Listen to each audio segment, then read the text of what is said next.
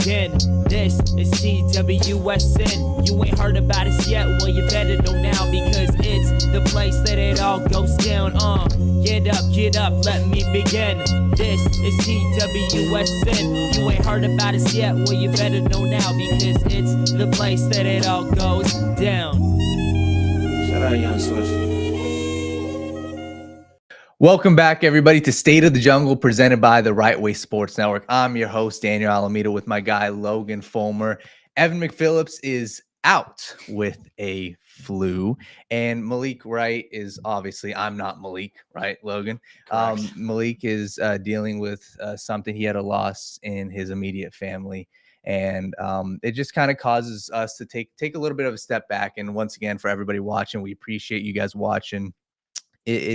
It makes me pause for a second, right? To realize, hey, you know, family is extremely important. The people around you are extremely important. And my message that I kind of took away from, you know, being in this situation, because obviously Malik's my best friend, and I see he's going through a lot with this entire loss. It makes me realize, hey, life's precious. And for everybody who's watching, whether you guys, you know, have dealt with something like that, or even are having a tough time in life, it makes me realize, hey, try to be the person that can help out, right? Even if you're going through a tough time, be that person. Hey, maybe it's once in your day, go out and make somebody's day, make somebody happy. And that leads us to our show, right? We get 1 hour, 1.5 hours every single week with you guys who are watching the show to try to put a smile on your guys' face. So like I said, this was definitely a trying week, and prayers to Malik and his family and what he's going through. So, yeah, I think, like I said, I'm excited for the show. It's something where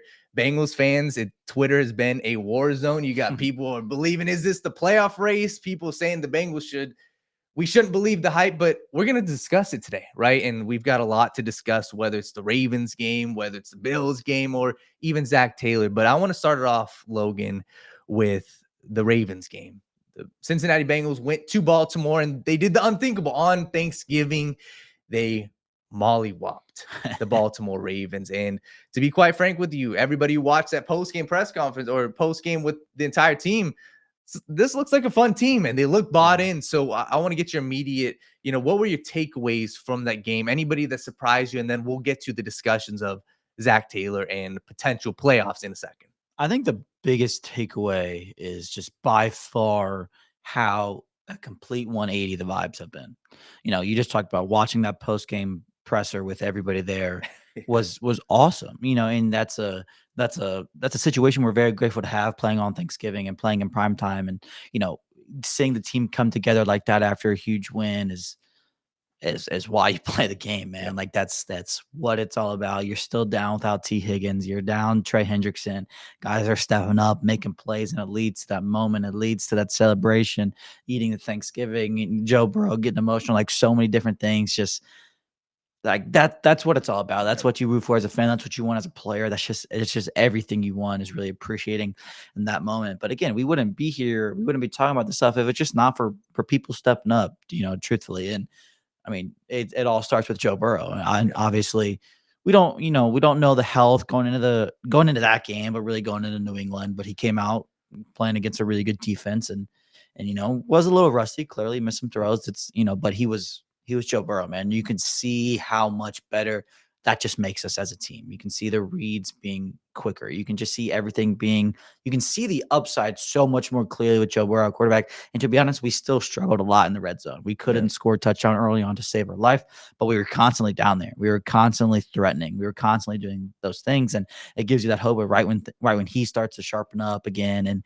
get more comfortable, now all these things are going to lead to touchdowns. And that's a crazy thought to have.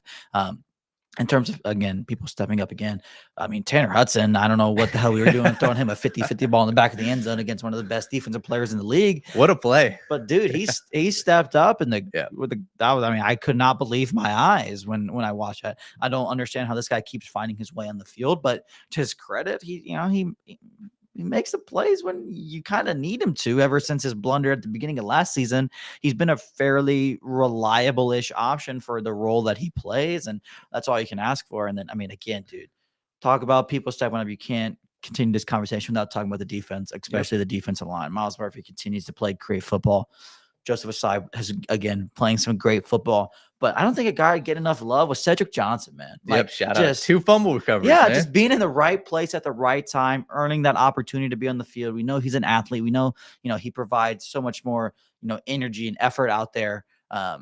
And those type of players usually find their way on the ball when the ball's loose, and that's exactly what he did. He's a high energy guy. The defense is kind of gelling a little bit. Miles Murphy, 𝗪𝗧𝗧 stepping up in huge ways without Trey Hendrickson, without Jamar Stewart, and they're kind of just finding their groove, man. It seems like that side of the ball, people want to say maybe it's Joe Burrow leading them, and that the excitement of having him back and knowing it's time to go on a run.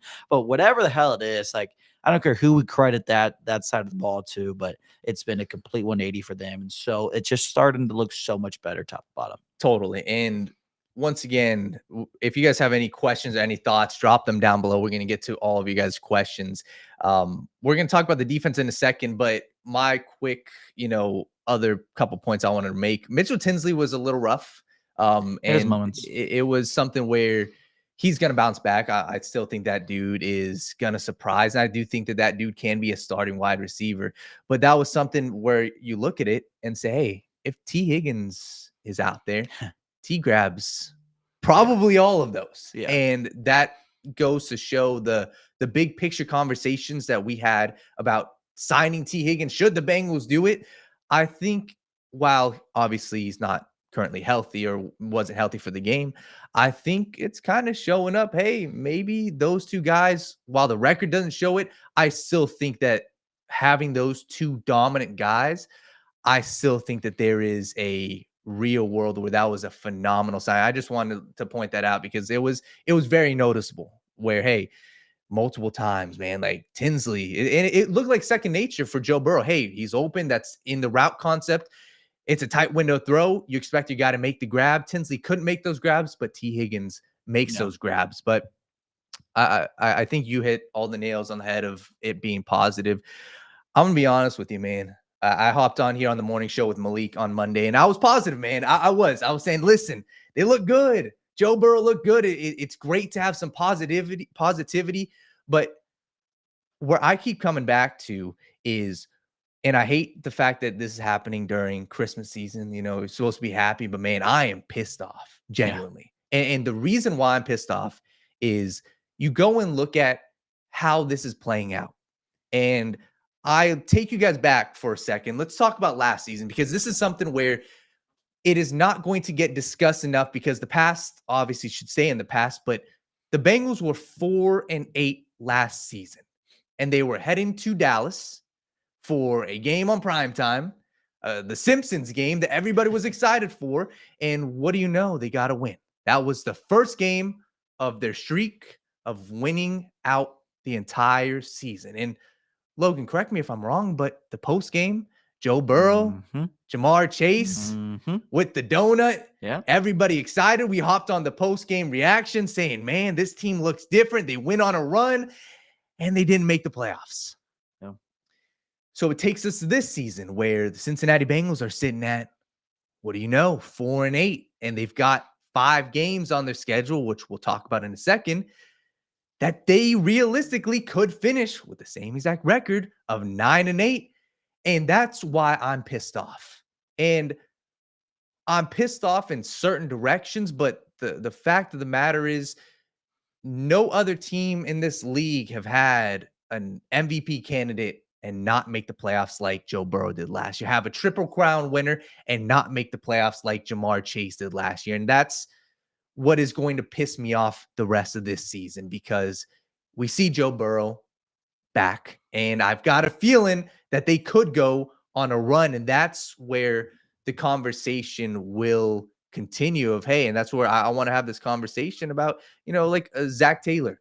What are your thoughts on how this all plays out? What are your quote unquote non-negotiables? And you guys as well, what are your guys' thoughts on the head coaching position? Because this can go two ways, right?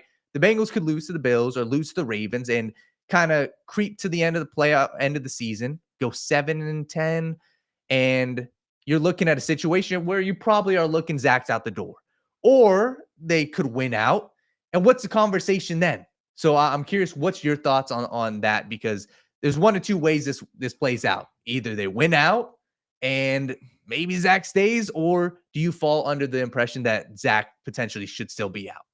I think that Zach should more than likely be out regardless, because I mean we've spent numerous shows the last month, even the times before, talking about why he needs to go, and we don't need to revisit that too much. But like at the end of the day, this kind of goes to show, like, let's say the Bengals go on a run. Let's say we miss the playoffs by one. Let's say we sneak in the playoffs, and then it's obviously gets a little harder to fire a guy that makes a playoffs, even though it shouldn't. But I understand that thought process. No matter how you want to shake it, I do understand that thought process. But let's just say that does happen. I think that shows you Zach Taylor's failures even more, because look who came back.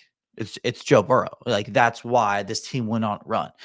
That's why this team has had the success it's had. It's because he's constantly, time and time again, dragged Zach Taylor with him wherever he's going. And that's that, though. This scenario would emphasize that. If we were to go on a run, it's no coincidence. We win the games with Joe Burrow. We lose the games without Joe Burrow. Oh, wow, Joe Burrow's back, and we go on a run again. Like, that's not a coaching thing.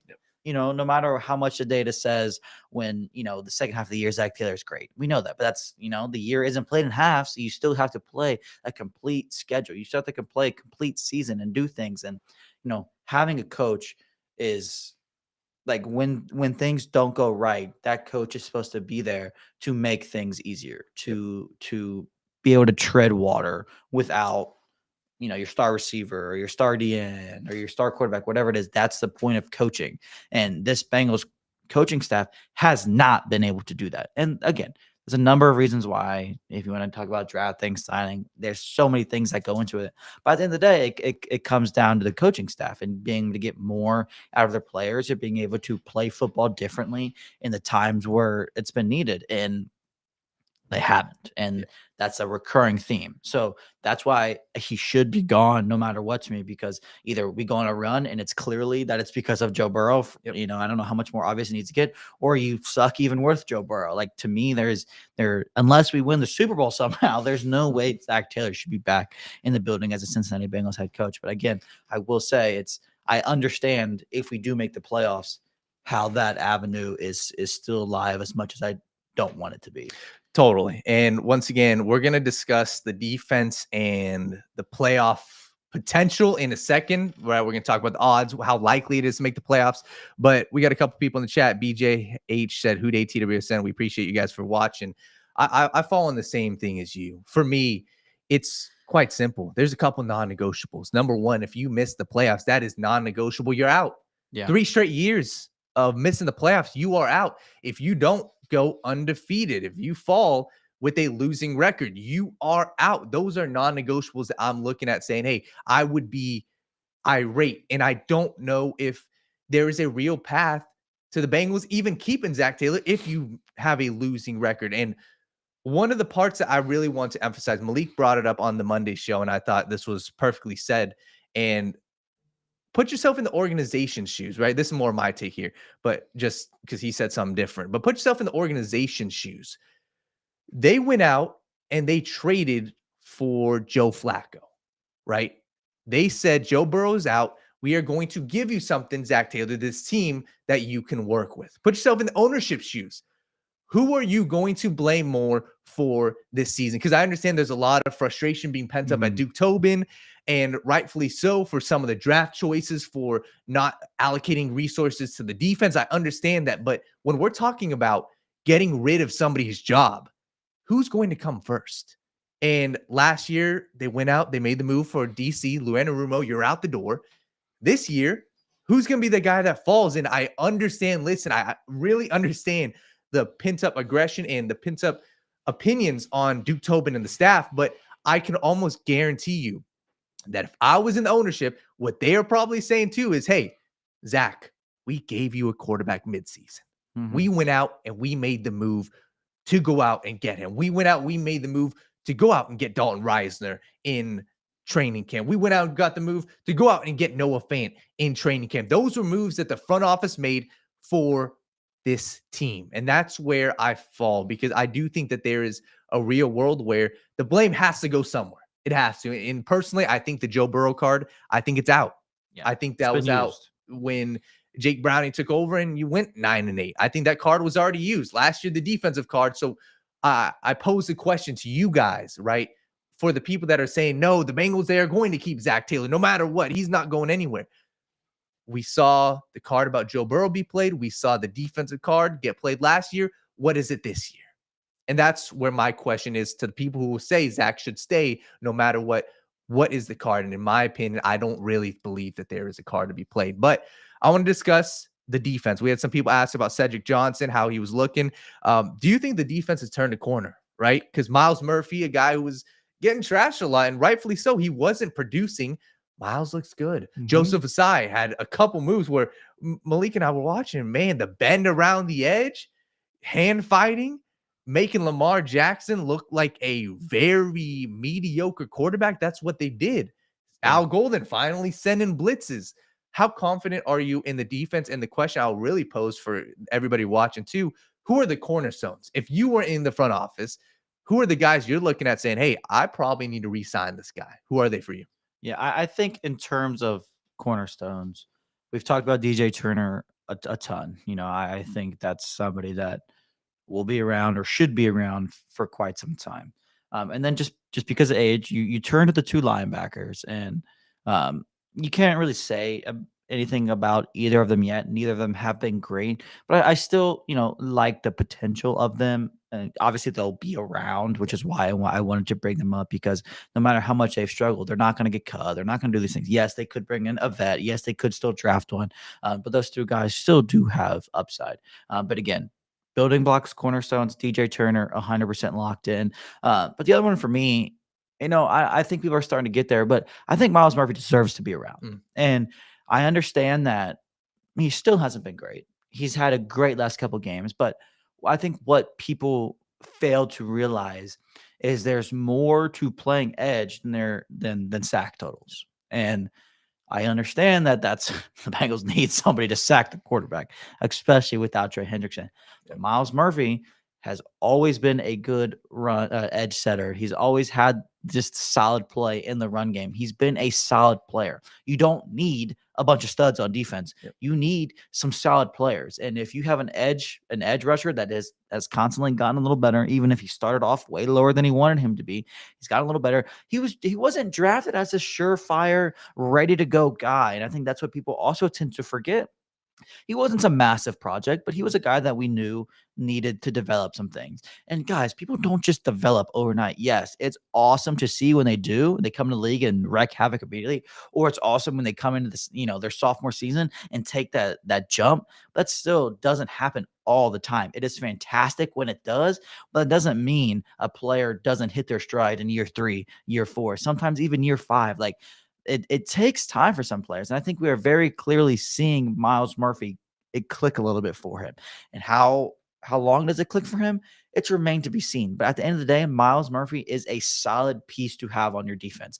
Is he an absolute building block, surefire, locked in starter? No. But is he a player that I would love to keep on my team for a good amount of time on a reasonable deal? Yeah, absolutely. He provides a high floor. He provides a good run edge setting edge. He's a good athlete at the position. Just because he's not a 10, 15 sack guy doesn't mean you're not a productive player. Like, people want to draft, the next Trey Hendrickson, the next star edge rusher, but you still need your Sam Hubbards. Like, you still need those guys. Like, it's a whole complete defensive line. And yes, he might not be, the big sexiest name that holds your defensive line together, but those people that just shore up a line and shore up a side of the football matter a lot. And that's just what Myles Murphy is at the worst. If he continues to develop and continues to, fine tune his pass rushing repertoire, that is awesome. If he gives up a couple random 10 sack seasons, that's awesome. But if he continues to be what he's been these last few weeks, that is a hell of a football player to have on your team. And that's a guy I would be really excited to have on my defensive line. Yeah, I thought you put that perfectly. And that's kind of where I lie. I understand. Like, I think somebody in the chat talked about, Pendragon said, would be nice to keep Ossai this offseason, but I suspect his agent will make that very difficult. I agree. And that's where, like, I would like to keep Ossai, and I probably that's a tough one. Would figure something out, like, to try, but like, he's not in a position where we don't know what type of money he's going to command. And at the same time, you have to ask yourself the question, right? Shamar Stewart, he is nobody's talking about him right now, and rightfully so. He's not on the field, but Mhm. that dude, you allocated a first-round pick. That dude is going to have to play. So where does that put the conversation Yeah. of, hey, Myles Murphy, all right, you go out and maybe you allocate, say, hey, we're going to give him a long-term extension, and Ossai? Yeah. And I don't You think can't Ossai. make you can't make the same mistake with Shamar that you did with Myles, and that's him not playing. Yeah. Maybe that comes out of the expense of Ossai. Maybe that comes out of the expense of maybe Trey Hendrickson. Like, whatever the hell it is, you can't make that same mistake. And Cheesy Rider said, damn, Sam Hubbard's what we're hoping for. I don't think that that's what Logan was saying about that's what we're hoping for. If he's Sam Hubbard at the worst, that's a good player that you want on your team. It's not Yes. like the best of the world, but every team still has their Sam Hubbards. Like, those are people that hold a team together, that provide things. Like, yes, you want your edge rusher to to get more sacks than a Sam Hubbard like player, but those players are still super valuable to a defense. It's kind of like TJ Slate, man. Nobody cares about TJ Slate, but he's a pretty good nose tackle, Yes. man, and he always Yeah. has been. Like, though, you need some of those guys. And yes, does that mean he's disappointing for a first-round pick? Yeah, probably, but it doesn't make him a bad player. Yep. And Matthew Heitzman, or it was Zach McMahon, said, I'm not sold on Myles. I'm hope for more from our first-round picks. I get he was more of a project, but we can't afford to have 3 first-round projects on I agree with that. the league's worst defense. I agree. Yeah. But the problem is not every first-round pick is going to pan out and be a star. Sometimes, like Myles Murphy, it's fair to say right now, he has not lived up to that billing, but there's been plenty of guys that don't live up to that billing to where you have to make a decision. Do we just let this guy go for nothing? Or do we see potential with him to the point that you were making about Sam Hubbard, where, hey, maybe we go out and re-sign Myles Murphy because he can contribute. Yeah. And I think And you that's know it. something where we have to see it, and it remains to be seen, because I can guarantee you guys, the Myles Murphy that we've seen for 2 weeks, I would say, if that was over the course of this entire season, everybody's tune would be changed. Yeah. I can guarantee you that. So the Myles Murphy conversation, I'm going to wait a little bit to the offseason because we got 5 As you weeks. should. We got 5 weeks, because I can guarantee everybody who's saying the same thing. If we see 5 weeks of this type of Myles Murphy who's getting pressure, Mm-hmm. there's a conversation to be had. So I will definitely wait on the Myles Murphy train, but he's looked good. And when we discuss the defense, I think it's only fair that we have to discuss him in that avenue. But I agree, Dax Hill is somebody I would resign. He's another tricky one for me. Like, really? I want, like, in terms of, I want him. Yes. I want Dax. Like, I get you have to right now, but just let him be the freaking slot corner, and that's it. Like, that's what he's good at. Like, I get right now you kind of have to play him outside. Cam's hurt. Marco Wilson got hurt. Like, we were running out of those options. But again, like, he's a good slot corner. And that's what I want him to play. I love that position for him.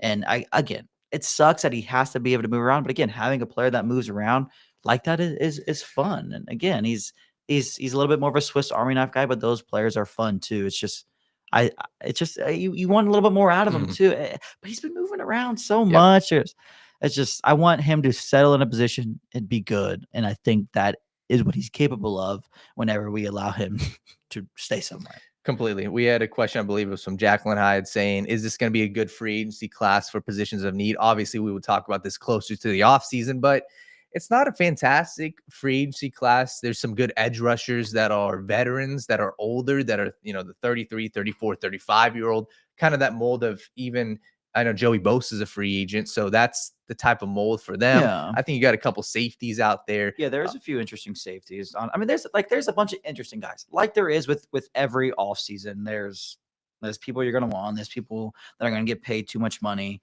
I mean, if we're just very quickly looking at some of the names, safety again, I like Reed Blankenship a lot from Philadelphia. He's an interesting one. There's some good edge rushers. Now, I don't want to say good edge rushers, but a guy like Jalen Phillips is available, who just got traded. Kwity Paye, there's not this premier pass rushers don't really hit the market, and that's kind of what you're seeing with some of this free agency class. But again, Kwity Paye, a lot like Myles Murphy, really good all-around player. He's starting to rack up some sacks a little bit. He's coming along. Jalen Phillips, like, that would be a fun add too. But like, there's not many super definite studs, but there's a ton of quality players that can be signed and can contribute. And I think safety is a deep-ish position. The secondary is pretty deep in general, as it always kind of like it's one of those positions. You can always find something there. The defensive line is just not something that is available and should be available. If you have a good defensive lineman, you are going to be doing whatever you can to keep them. That doesn't mean you're not going to have, guys like 𝗦𝗡𝗢𝗡𝗦𝗢𝗡 be a free agent and he can come in and sign and be a premier pass rusher for your team, pass rush specific kind of guy. And Arnold Ebiketie, same kind of thing. Like there's some fun guys out there. There always is, but there's nobody you're like, yes, like 100%. We need that guy right now because he shores up this on the defensive line anyway. Yeah, and we got some other people. DND Street said Travis Jones, DT to the Bengals. He's a free agent? Yeah. So that's another good one. Somebody said Cheesy Ryder was talking about the defensive lineman for the Bengals. McKinley Jackson, to be honest, I don't think much of him anymore. Just because at this point, like, they ain't playing him.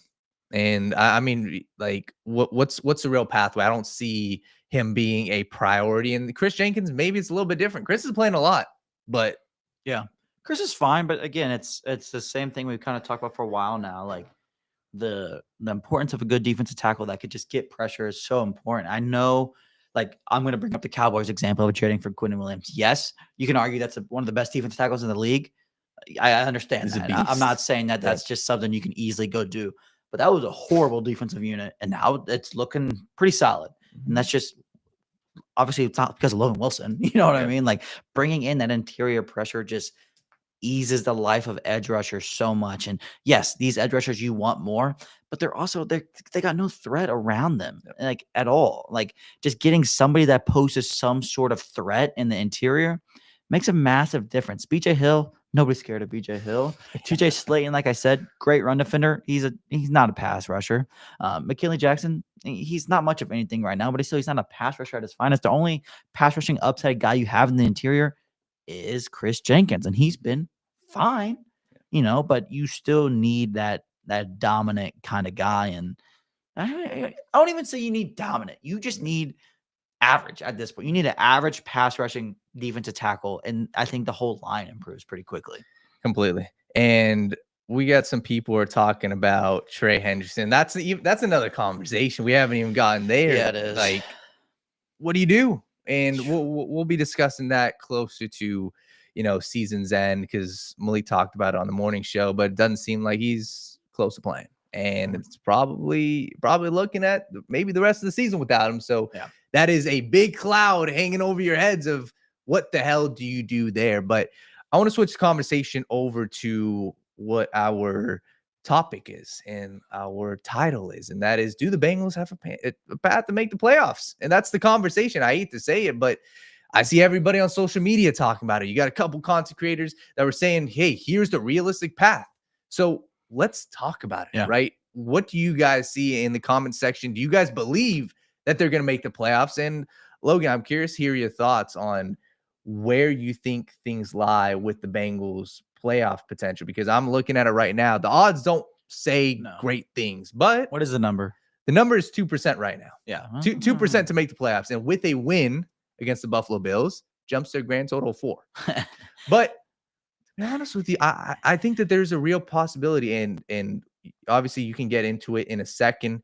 When I look at it, it comes down to 3 things, right? It comes down to, first off, your overall record. That's clearly, if you have a better record, you make the playoffs. But looking at the other teams in the division, the Steelers and the Ravens, there is a lot that has to go right for both of those teams. First off, one thing the Bengals have a leg up on is the record in the division. They have one loss in the division right now.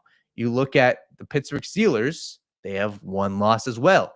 So assuming you take care of business, because that's what it'll all come down to. You have to win out. You have to. I mean, there's maybe a chance if you don't win out, but if you don't win out, I'm not talking about it. You've got to win out. And if you win out, then you're looking at it's in your control of the Baltimore Ravens. That means you beat the Ravens, which means you have the tiebreaker over them, which means the Ravens would have to go win every one of their other games. And they face some tough teams. They face the Green Bay Packers, I believe. Yeah, the Patriots, the Steelers They twice. face the Patriots. Steelers twice. Steelers face the Detroit Lions. So talk to me, Logan. What do you think is the realistic path? And how do you see these games going? Don't have to go too in depth into them, but you got the Bills, then the Ravens, then 3 winnable games: Cardinals, Browns, and Dolphins. Yeah, I mean, it feels weird. Like, I don't want to say the Bengals control their own destiny because they clearly don't.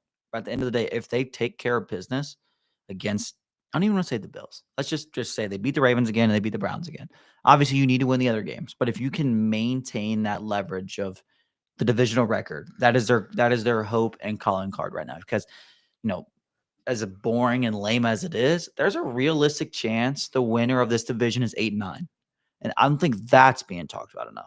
Like, there's a chance we can still lose a game and still be in that spot. We just talked about the schedule of the team of the Ravens and the Steelers. It's not very easy. Yes, they have a better record than us right now, which is why, it doesn't matter as much. But again, we hold every tiebreaker in the division if we continue to take care of the Ravens and the Browns. Easier said than done.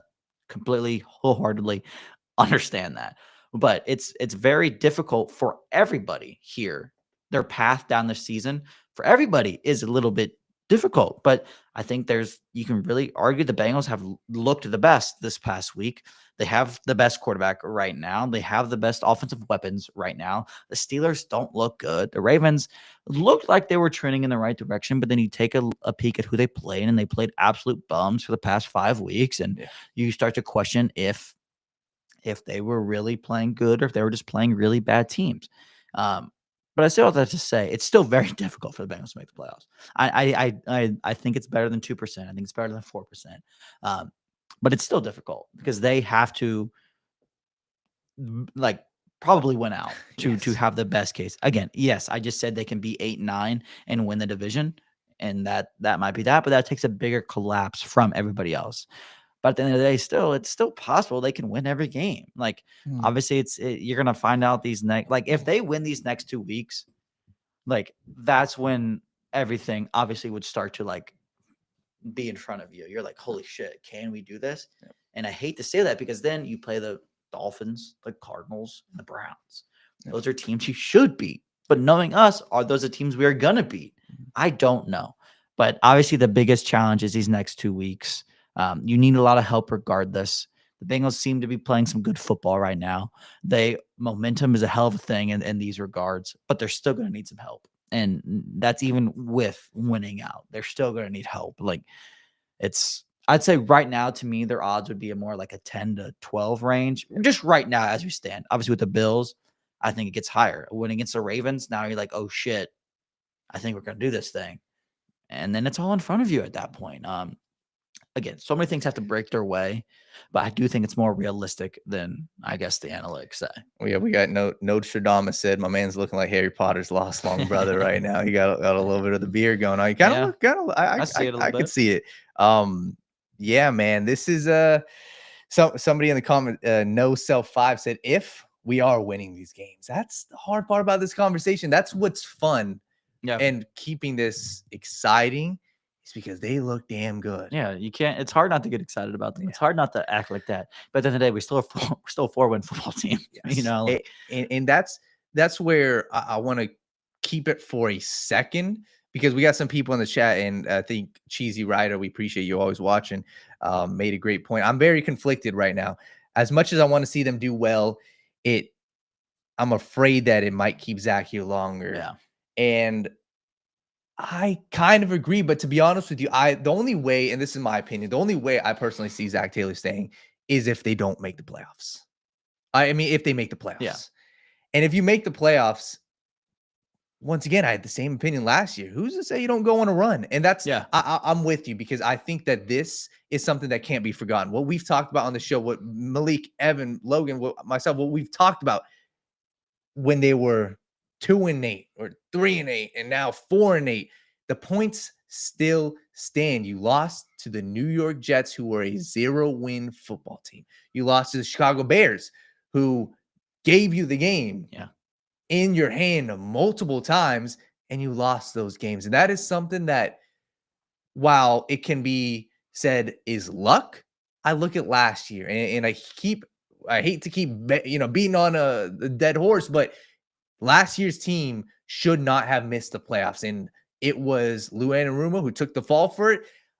it can't be the same thing. And you can't go into another season with the same. Change is needed. And especially if you miss the playoff for 2 straight years, Joe Burrow's approaching 30 years old, something has got to change. So I totally agree with you. I think that there is confliction and you want the Bengals to win. And I think that there's a very good chance that they do, because for as bad of a coach as Zac Taylor's been, him and Joe Burrow, they've done well at the end of seasons. Yeah, and going off the just being the conflicted feeling, I want to talk about Bill Sparks' comment down here. If you guys don't follow Bill on Twitter, I recommend doing so. Phenomenal draft guy, phenomenal football guy in general. Just so much information to be had out there.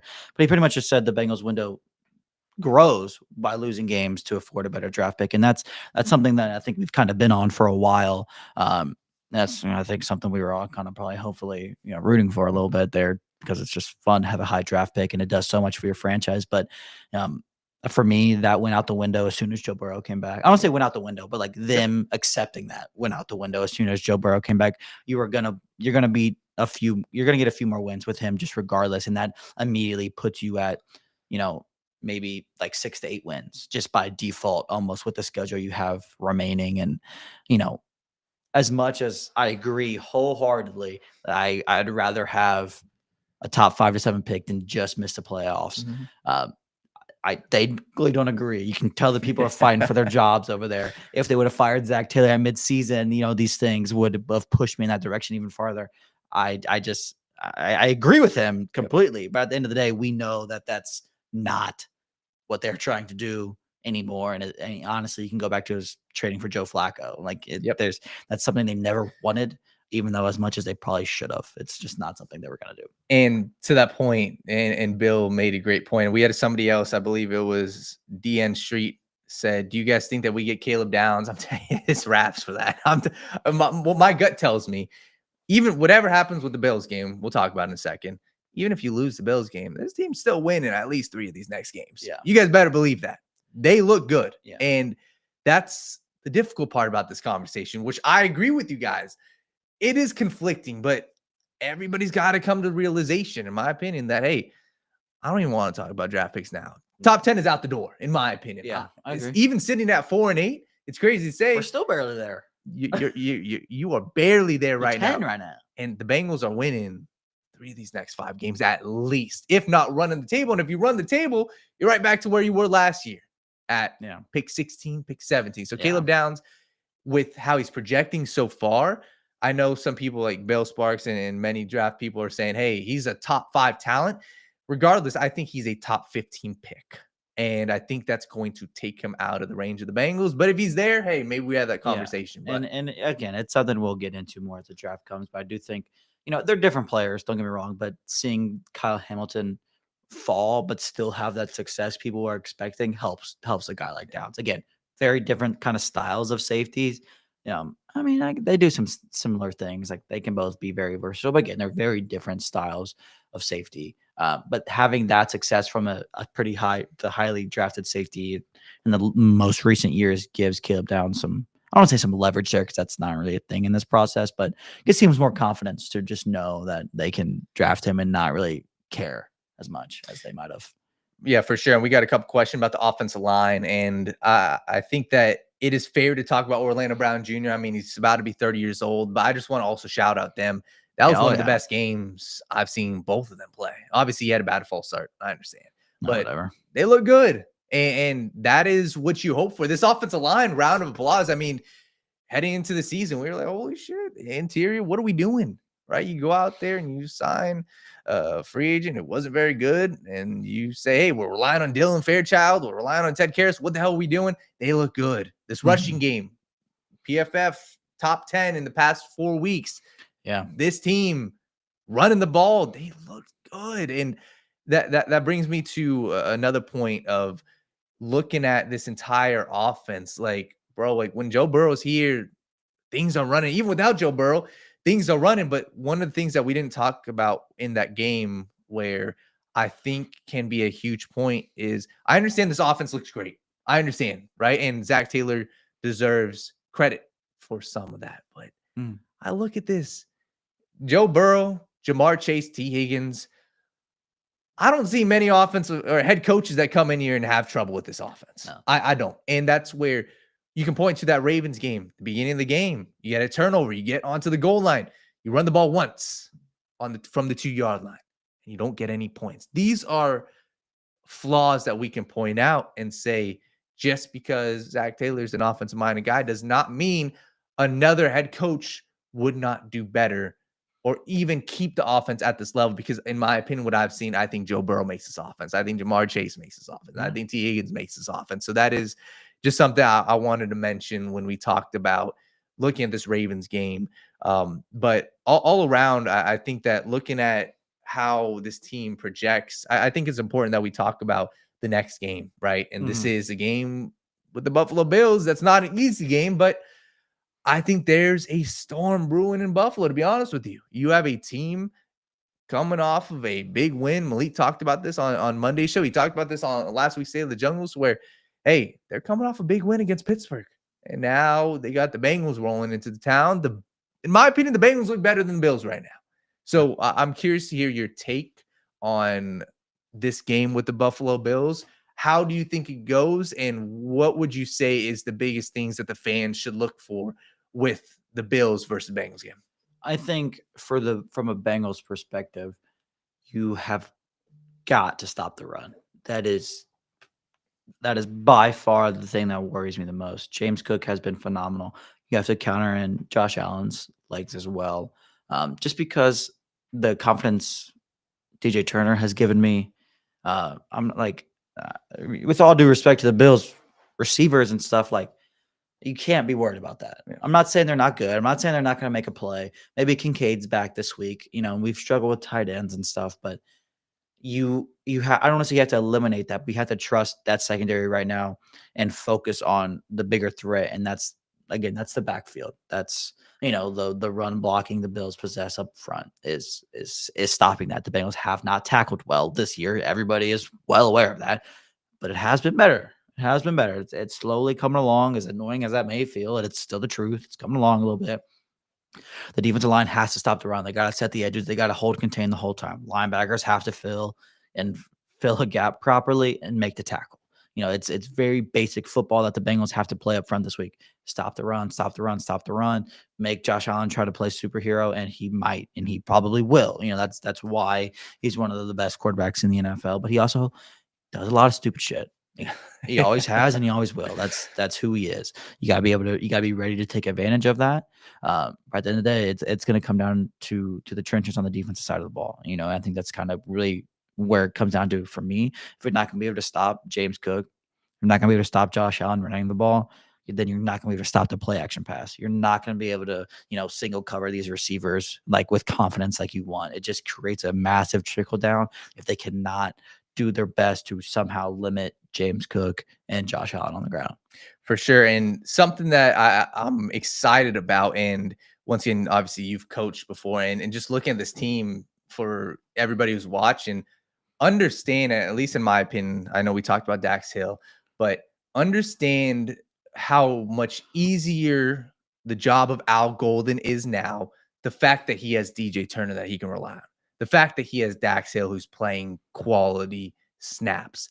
It is a blessing for Al Golden in this defense, because you can look at it and say, hey, maybe just because the Bengals defense has been all over the place, but as a defensive coordinator, you don't even have to stress now, because whatever package you go to, you can be blitzing or you can be dropping back in cover 3 zone. Hey, I'm at least confident in my corners to do their job. And facing up against a team like the Buffalo Bills, you can put your focus more on containment for Josh Allen. You put your focus more on stopping the run with James Cook, because you don't have to worry so much about, like last year, holy shit, what happens if our corners are one-on-one? It happened many times. On 3rd down, on 4th down, we can't just leave our corners one-on-one. We can't just leave Mike Hilton one-on-one. He got toasted multiple times, man to man. You can't do that. But now you kind of can.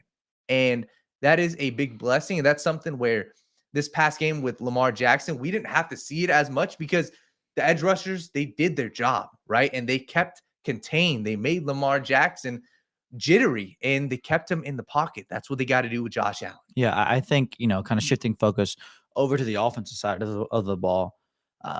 Again, like I said, we all know it's no secret the Bengals have struggled to tackle and struggle to do so many things. I believe there's one team in the NFL that has a higher missed tackle rate than the Cincinnati Bengals, and it's the Buffalo Bills. So it's not reared its ugly head as much for the Bills as it has the Bengals. The missed tackles haven't been in the big spots, haven't resulted in as many big plays for a number of reasons, but the Bills haven't done these things very well either. Continuing the momentum the Bengals have on the ground is going to be important forever. That's something we've stressed every offseason, every game, is just finding that balance. Not even finding the balance, but just finding the success in the run game. And doing that against the Bills is going to keep the ball out of Josh Allen's hand, which is very important. As much as selfishly, I think I'm rooting for an absolute shootout slugfest between these two quarterbacks. You still have to try to win the game, and controlling the clock with the run and setting up the play action, setting up the under center, setting up so many things with Joe and Chase Brown. With T. Higgins being questionable still, I believe he was sort of limited today, but didn't really seem to do too much. It's still a step in the right direction for him, but not sure what that looks like for his game day status. But again, this Bills defense hasn't been great either. They just claimed Darius freaking Slay. That's where they're at. They really? Yeah, they claim Darius Slay. That's where they're at on defense. They're not the best unit either. Yes, Greg Rousseau and some of these guys that they have are good building blocks. They haven't played good. They've been banged up.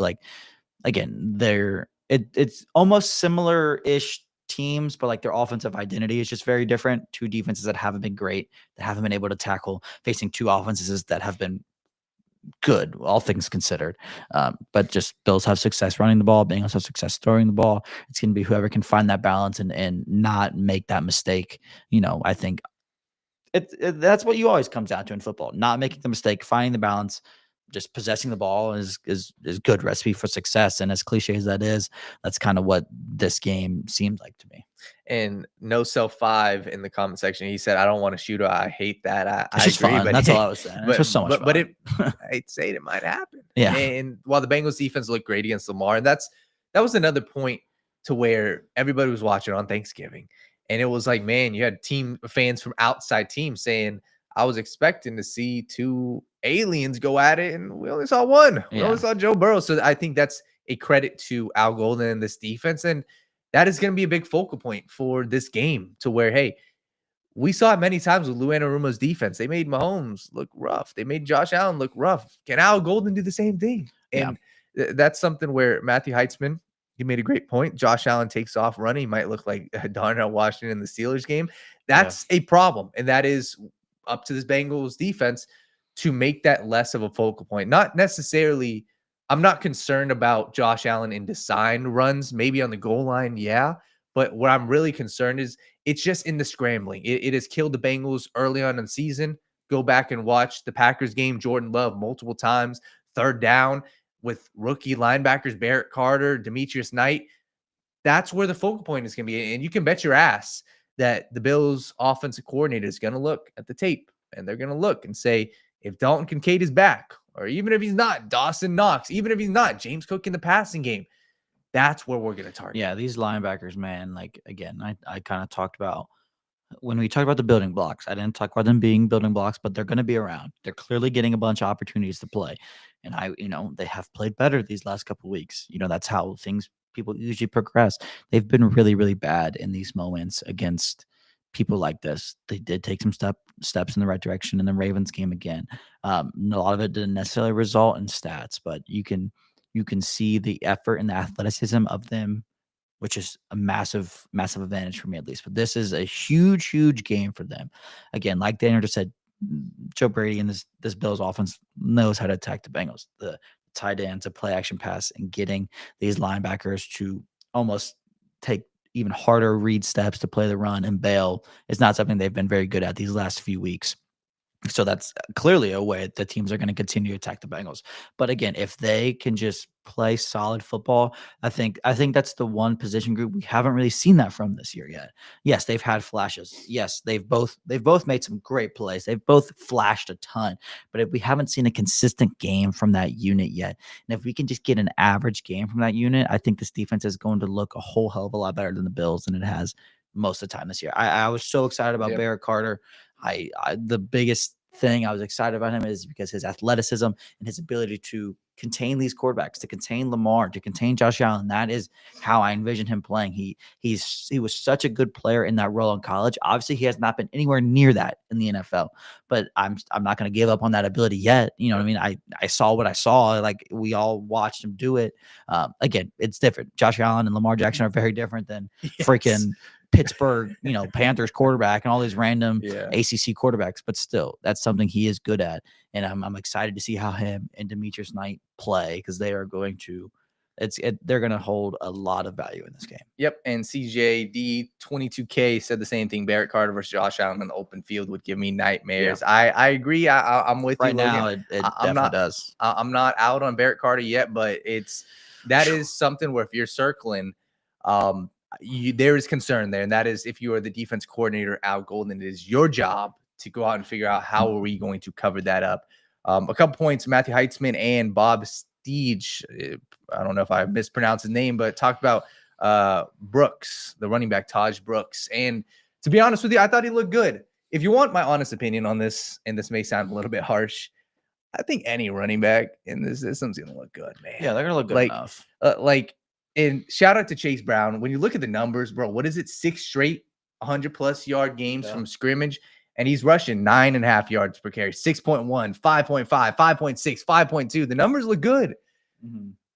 Shout out to this offensive line, though, and I hate to say it. I think that this is for everybody in the offseason that wants a new running back. I agree. I think the running back is a sexy position. It is fun to look at late in the draft, but this is also a position where I think it's pretty easy to find a steal. And I agree with you. I think Taj Brooks looks good. I thought he looked good on special teams this entire season. And shout out to him. But to be honest with you, I think this is a focal point in this offense. They just got to keep hammering it away. Yeah, I think it's going to be interesting to see how they handle the Somebody said Breece Hall in free agency. I'm good. I'm good. I ain't doing that's kind of thing of like, as CJD2K just said, or 22K just said, Chase Brown extension is going to be the next discussion point in general. Like, I think Chase Brown is more than deserving of one, but again, it's just that, is it really worth it to ever pay a running back? Like, probably not, honestly, like, and that doesn't make Chase Brown bad. That doesn't mean I don't really want him to, but it's all going to come down to what these running backs want. If Chase Brown is willing to come back for a reasonable deal, like I expect it to be, then I'm all for it. But paying running backs in the NFL has just never been a great thing. Like you just said, it's so much easier to find solid running backs at any point in the draft. I mean, there's no first-round running backs are better, second-round running backs. I mean, like, look at 𝗏𝗏𝗏𝗏 for the Bears. Yep. I think a lot of people, a lot of fans, including ourselves, knew he'd be pretty good. And he went in the sixth round, maybe the seventh round. Like there's so, I mean, Taj Brooks too. Like there's just so many solid guys that can be had in the running back position at all times. When you're in the Bengals and it's not something you prioritize, you can probably find a duo or a trio even, or just one guy that can do the things you are looking for at the position. That doesn't mean they're not going to extend Chase Brown. That doesn't mean they shouldn't extend Chase Brown. But it's when we are where we are, we pay who we pay already. The defense is what it is. Is paying a running back the smartest thing? And the answer in our case is probably not. The answer in anybody's case is probably not. So I am very, very interested to see how that unfolds. And if I know Joe Mixon is a different player, different kind of thing, but if that has left a sour taste in their mouth too with how that turned out. Completely. So I want to get to some of these questions from the chat. You guys can drop them down below. I know we had some comments earlier. And once again, we appreciate everybody tuning in. If you guys can do us a huge favor, simply click like on this video and turn on post notifications, right? We're going live Monday, Thursday, Friday for the morning show. We got State of the Jungles Wednesday at 7 p.m. We got a lot of content coming out. If you want more content like this, simply click the post notifications. We appreciate you guys. But I want to get to some comments. Somebody asked early in the chat talking about the playoffs, right? And playoffs is a scary word. I agree. But if we're projecting, who are some of the teams that you are scared of? I think that was a term that somebody used.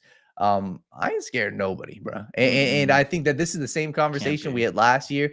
If that Bengals team made the playoffs, there was not one team that the Bengals should be scared of. There ain't nobody that they should be scared of. This isn't a team like the Los Angeles Chargers, hell, even the Jacksonville Jaguars that you're saying, maybe the Indianapolis Colts, for example, right? Hey, like, we know we have deficiencies. This is a bad matchup, but this is a bad matchup. it's a Cincinnati Bengals with Joe Burrow and Jamar Chase and T. Higgins. And anytime they've been in the playoffs, they made it to the AFC Conference Championship. Yeah. And that's where I look at it. So you're about to say something? I was just going to say, I'm not scared of anybody, but I just kind of wanted to use this to talk about a team that I just genuinely like and think is better than people can give it credit for, and I think could make some noise. That's the Houston Texans, man. I know that offensive line is pretty atrocious. Yeah. That defense is so legit. Like, it is so unbelievably good. CJ Stroud, we know, is good. The weapons are unique but good. Nico Collins, Christian Kirk, Jaden Higgins, Dalton Schultz, even Jalen Noel, Xavier Hutchinson. Like, Nick Chubb is still not really Nick Chubb, but he's a veteran guy. Woody Marks, like, that's a fun team. When that defense is so freaking good, man. I think they're a better team than people give them credit for. They're fighting for the playoffs as well right now. But again, their quarterback also hasn't played a lot this year. If that team finds their groove on offense, that's gonna be a damn good team come down the stretch of the season. Completely. Yeah. And I mean, besides that, I think the Patriots obviously are kind of the class of the NFL right now. Yeah. I still got some concerns about them, but they are a well-prepped team. And if the Bengals were to face the Patriots, or any team faces the Patriots, that is a tough matchup. And I look at this past, what was Monday against the Giants? Yeah. Like, that is a game. A lot of people are saying the Giants team for 3 straight games played teams within 1 possession.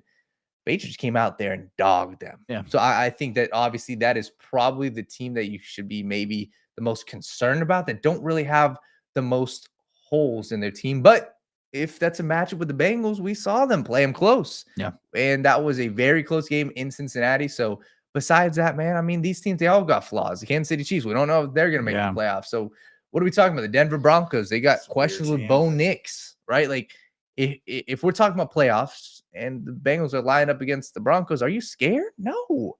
I'm not scared of Bo Nix. They got a great defense. Yeah. And we saw that game kind of turned out earlier this season, but that also goes to the Bengals' favor. You played this team before. And that is something, once again, it is a hypothetical. We don't know if this team's even going to get close to the playoffs, but most of these teams, you played them before. The Buffalo Bills, you're going to play them. Whatever team, comes out of obviously the Patriots, you played them before. These teams, you've played them before. So I'm not really concerned about any of these teams. So that is a conversation. We'll wait to see if the Bengals are even close to that. But people are asking about Jermaine Burton. We had a Slight 414 said Jermaine Burton, will he play on Sunday? We had DN Street said Jermaine Burton on kickoff return. Apparently he practiced today. My thoughts on him is I think that it's probably wraps for him in Cincinnati. I'm not saying wraps for him, but he's had his chances this year. Maybe he was seriously ill, and maybe he is going to get a chance on kickoff return, because that's where a realistic spot I think that he could contribute. I think that he could be better than maybe not Charlie Jones right now, but I thought he looked good. Yeah. And who are they rolling out? What is it, Taj Brooks or Gary Brightwell was back there last week? Gary Brightwell, and no respect to Gary Brightwell, sure, but like, what are we talking about? Oh, are we talking about the former 3rd round pick, the guy who has looked good in his stints as a kickoff returner? There is a real shot that he should be getting those reps, and I think it's probably wraps, my opinion, because you look at the past couple of weeks, those were games that he should have played. Those were games where I understand Charlie Jones has looked okay in spurts, but I would rather have him on that go ball that I believe it was Joe Flacco that threw. I think Jermaine Burton probably makes that grab, but I'm not even really going to entertain the Burton conversation until I see him make the active day roster, because it's sad to see this dude inactive. Most of the games this year? Has he even played in a couple games in a game this year? Every game he's been inactive. Maybe there was one where he was active, maybe, but I really don't think so. And it just sucks, because if you really look at it, like, obviously we all know what he's done, and for whatever reason he has not been on the field this year. Is like, this is the year you can look at it and just like, that's the one he's going to regret. There's been so many extra opportunities. Bengals, the negative game script that the Bengals have been playing in all year. Jamar missed a game. T. Higgins is hurt now. Yoshi has struggled. I mean, for God's sake, this guy lost his job to Mitchell Tinsley, who is a UDFA, who got waived for the Washington Commanders, who have nobody to throw the football to. Like, Yoshi has struggled. Like, the tight ends have been hurt. Like, there's been so many opportunities for him to take advantage of this year, and he hasn't even been active to do so. Say what you want. Like, I will always cut some people some slack. at the beginning of their career. Big change. You know, lots of changes in your life. People are going to struggle. That's natural. It doesn't excuse it, but like it's okay. Like I'm not going to call a dude raps because of 1 year. When they come on here in year 2 and you're still, for whatever reason, not playing and not active, not even like it's tough to have any more confidence in you. Completely.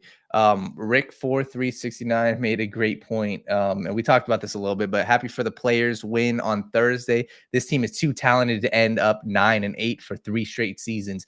Each of these seasons, we lost games we should have won. That is coaching. He has to go. And that's where I understand every team is going to have bad losses, but and I'm going to keep on harping this. And if you guys are watching the show, you're probably going to keep hearing us say this. I'm not going to forget last season. I'm not. There were games where you lost 1-score games and you can pin that on the defense, sure, but there is many games where we can pinpoint a specific decision or multiple decisions by the head coach or your entire team that you should have won that game, specifically towards the end of these games. The Chicago Bears game this season, the New York Jets game this season. And to be honest with you, I think you brought up a great point. 3 straight seasons, potentially of 9-8. If you get to that point where you win out this season, I think that even heightens it more because it's always going to be a what could have been. So I thought that was a great point by you. And I think I agree. At some point, you look at it. Yes, you can improve the roster. Yes, you can make changes on the defense. Yes, the defense isn't the most talented, but at some point, the players got to play and the coaches got to coach. And 9-8 for 3 straight seasons is a failure with this squad. Somebody asked early on in the show as well, who are some of the guys on the offensive line that you guys have been impressed with the most? Has there been anybody that's really stuck out to you for the offensive line? I mean, I will always.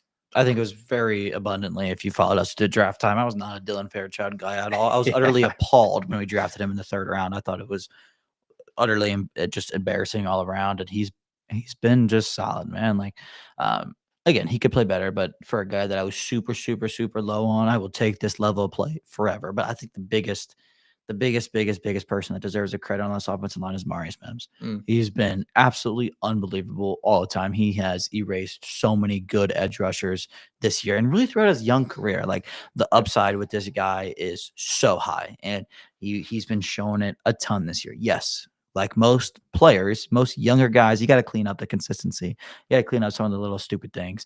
But I mean, he has flashed and flashed and flashed, and I mean, I'm pretty excited about him moving forward. And honestly, this offensive line has slowly figured it out for a number of reasons. It's a good mix of youth and vets there. But I mean, Marius Mims, I am very glad he's a Cincinnati Bengal.